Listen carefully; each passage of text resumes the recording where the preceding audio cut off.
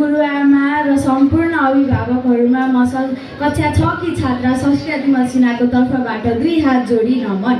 आज यस विद्यालयमा हुन गइरहेको अभिभावक भेला र सांस्कृतिक कार्यक्रममा म आफू सहभागी भई यहाँ कविता व्यक्त गर्न पाउँदा अत्यन्त खुसी छु।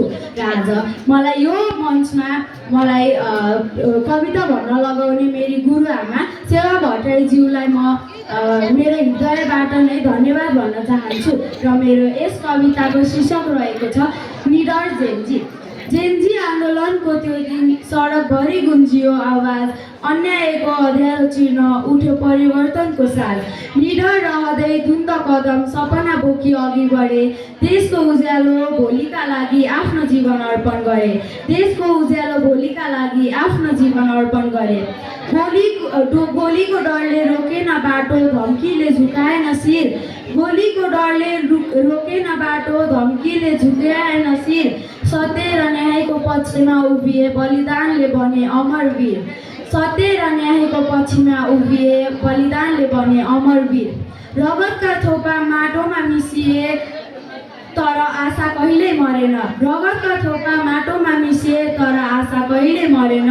त्यो बलिदानको ज्योति आज पनि हाम्रो मुटुभित्र झन झन बलिरहेन। त्यो बलिदानको ज्योति आज पनि हाम्रो मुटुमा झन झन बलिरहेन। आमाको काख भयो रित्तो, बुबाको आँखामा आँसुले भरियो।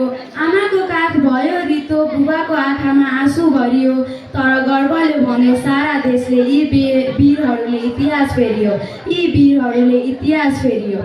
तिमीहरूको सपना अधुरो छैन, हामी त्यसलाई पुरा गर्नेछौँ। तिमीहरूको सपना अधुरो छैन, हामी त्यसलाई पुरा गर्नेछौँ। न्याय, शान्ति र समानताको बाटो हामी सधैँ मिलेर हिँड्नेछौँ।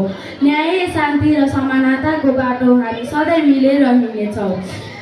समृद्धिमा तिमीहरूको जिउँदै छौ। प्रत्येक सासमा नाम गुन्जिन्छ। शहीदहरूको त्यो महान बलिदान हरेक पुस्तामा प्रेरणा बन्छ।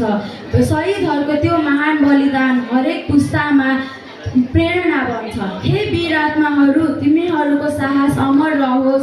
देशको भविष्य उज्यालो बनोस् र तिम्रो सपना साकार होस् भन्दै म यो मञ्चबाट बिदा हुन चाहन्छु। धन्यवाद।